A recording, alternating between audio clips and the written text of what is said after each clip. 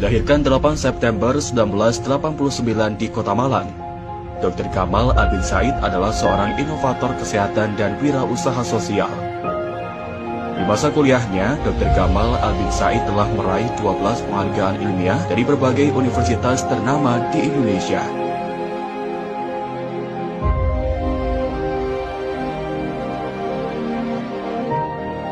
Kisah seorang anak pemulung bernama Hairunisa yang meninggal di gerobak sampah ayahnya karena sakit diare dan tak mampu berobat, memotivasi Dr. Gamal Albin Said mengembangkan berbagai inovasi kesehatan untuk mencapai visinya membuka akses layanan kesehatan kepada semua orang, khususnya mereka yang kurang mampu. Berbagai inovasi yang telah dikembangkan, diantaranya klinik asuransi sampah, Inmate, dan siapapeduli.id. Berbagai inovasinya telah membantu masyarakat yang kurang mampu untuk bisa merasakan manisnya layanan kesehatan. Dengan berbagai inovasi kesehatan yang telah dikembangkan, Dr. Gamal Albin Said menjadi pemuda pertama di dunia dan satu-satunya di Asia yang meraih penghargaan HRS The Prince of Wales Youth Sustainability Entrepreneur Award dari Kerajaan Inggris yang diserahkan langsung oleh Pangeran Charles. Tak hanya itu, lebih dari 50 penghargaan dan 12 diantaranya adalah penghargaan internasional dari Inggris, Jepang, Jerman, Korea Selatan, India, Thailand, Kamboja, Peru, dan Amerika Serikat. Selain itu, Dr. Gamal Albin Said juga masuk dalam satu di antara 50 inovator sosial paling berpengaruh di dunia. Berbagai tokoh-tokoh dunia juga ikut mengapresiasi karya Dr. Gamal Albin Said, termasuk diantaranya Presiden Rusia Vladimir Putin. Selain mengembangkan inovasi kesehatan, Dr. Gamal Albin Said juga aktif menjadi inspirator dan telah menjadi pembicara di 17 negara. Semua perjalanan Dr. Gamal Albin Said tersebut telah ditulisnya dalam buku yang berjudul Muda Mendunia, Era Baru Wirausaha Sosial, dan Catatan Perjuangan Politik. Dapatkan bukunya dan jadilah pemuda yang mendunia. Nahdlatul Ulama di Kemenak yang tercatat 27.000 pondok pesantren. Muhammadiyah 106 tahun yang lalu Kiai Haji Ahmad Dahlan keluar rumah, menawarkan perabot rumahnya untuk dijual untuk gaji guru-guru yang mengajar di sekolah Muhammadiyah. Tapi apa yang terjadi 106 tahun kemudian? Sekarang Muhammadiyah punya 12.000 sekolah, 180 universitas, 107 rumah sakit, 10 fakultas kedokteran, dan melahirkan 700 dokter setiap tahun. Ketika kita semua berkumpul di sini, miliaran orang berkumpul sedang berdoa kepada Tuhan, ya Allah, kembalikan aku ke dunia supaya aku bisa beramal soleh. Jadi semua kebaikan kita hari ini, usaha kita sehari ini, itu adalah upaya kita memastikan amal-amal kita melampaui usia kita.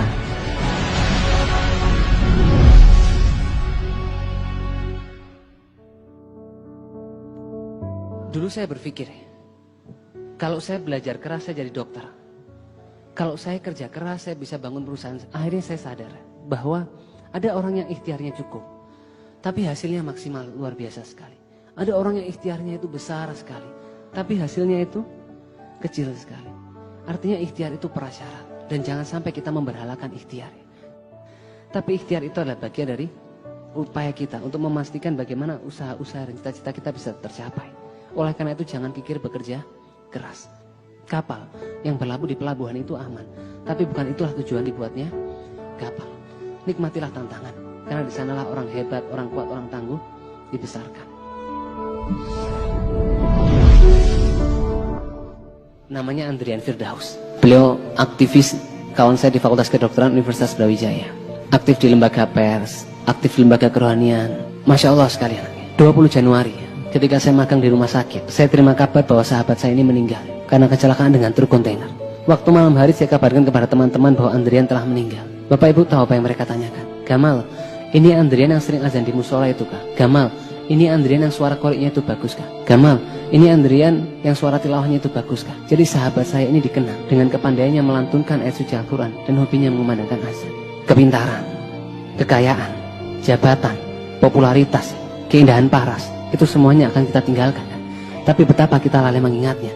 seolah-olah kita ini akan hidup selamanya, sehingga kita mengutamakan dunia yang fana ini. Jadi periksa diri kita, kalau cita-cita itu belum tercapai, jangan-jangan badan kita belum pantas untuk kemuliaan itu. Saya ingin berbagi cerita tentang seorang ibu. Ibu ini usianya 46 tahun. Beliau mohon izin sama suami sama anaknya mau kuliah lagi.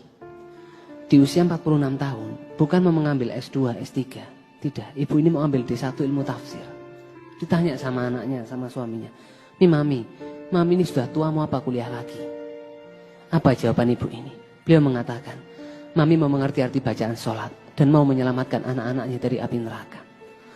Setiap anaknya ini berangkat ujian, ibu ini tanya, "Nak, nanti kau ujian jam berapa?" Waktu kau ujian, mami di atas sajadah. Waktu anaknya presentasi, ibu ini tanya, "Nah, nanti kau presentasi jam berapa?" Waktu kau presentasi, mami di atas sajadah. Berjalan terus berbulan-bulan, bertahun-tahun. Sampai 2 bulan lalu ada global listing dari American Conservation Coalition, masukkan anaknya 1 dalam 30 pemuda di bawah 30 tahun, The Green Generation. Bahkan World CSRD di India masukkan anaknya 1 di antara 50 inovator. Siapakah ibu itu? Ibu yang membesarkan saya, Bapak Ibu semua.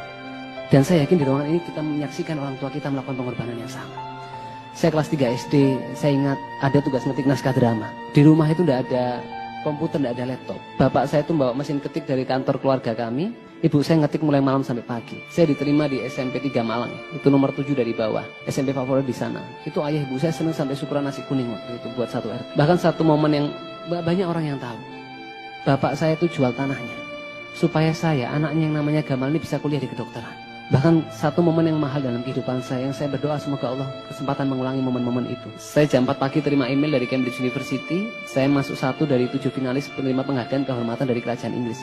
Itu ayah saya menghampiri, ibu saya waktu itu bangun, itu saya saksikan wajah kebahagiaan penuh kebanggaan. Jadi I have something life for, someone I must not disappointing. Dan saya yakin betapa banyak kita di masjid ini merasakan orang tua kita membatalkan mimpinya, melupakan mimpinya, membiarkan hidupnya itu berlalu tanpa kesenangan, supaya kita anak-anaknya ini bisa belajar lebih baik, bisa bekerja lebih baik, bisa bermanfaat untuk lebih banyak orang. Tapi berapa banyak di antara kita melupakan itu kan? Dan membiarkan masa muda kita berlalu tanpa keinginan sedikit pun membahagiakan kedua orang tua kita. Apalagi kita yang muslim diajarkan 1 di antara 3 amal yang Allah cintai itu anak yang berbakti sama orang tua, dan 1 di antara 2 azab yang Allah percepat di dunia selain pemimpin yang zalim itu anak yang durhaka sama orang tuanya. Maka terimalah dengan ikhlas bahwa cara kita memperlakukan kedua orang tua kita itu adalah pemberitahuan kepada Allah bagaimana Allah memperlakukan kita.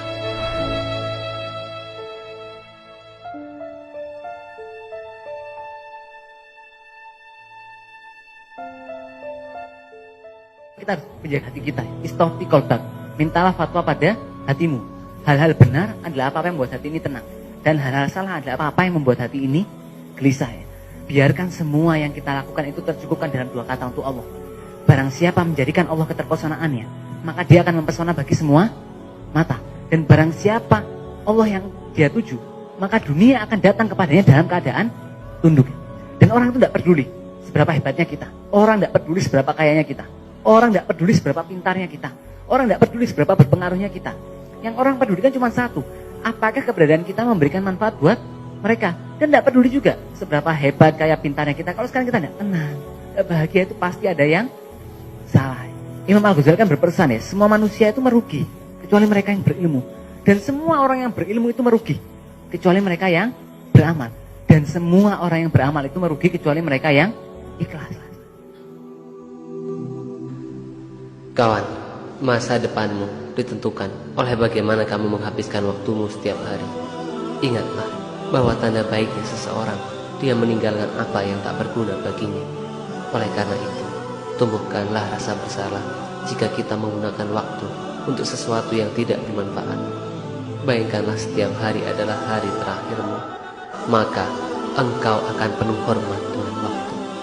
Teruslah bergerak, teruslah bergerak, teruslah bergerak, dan engkau akan menjadi pusara yang menarik kebaikan-kebaikan datang kepadamu.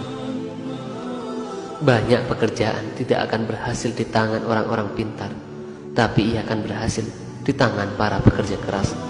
Saya sering menemukan orang hebat yang gagal. Saya temukan banyak di antara mereka kikir bekerja keras dan tidak menyukai tantang. Wa malazatu illa ba'da ta'ab. Tidak ada kenikmatan kecuali sesudah kepayahan. Tidak ada keberhasilan di masa tua yang didapatkan dengan kesenangan di masa muda. Bukankah keberhasilan akan lebih manis dan menyenangkan tatkala diawali dengan perjuangan yang lebih keras? Mana yang kau pilih, kawan? Lahir dari keluarga kaya, hidup bermanja-manja, bersenang-senang, bermalas-malasan, atau lahir dari keluarga sederhana, bekerja keras dengan tangan dan kaki sendiri, lalu mencapai keberhasilan yang mengagumkan dan memesona? Jika kita sudah bekerja dengan penuh keikhlasan dan kerja keras, lalu apa ada lagi yang lebih berarti?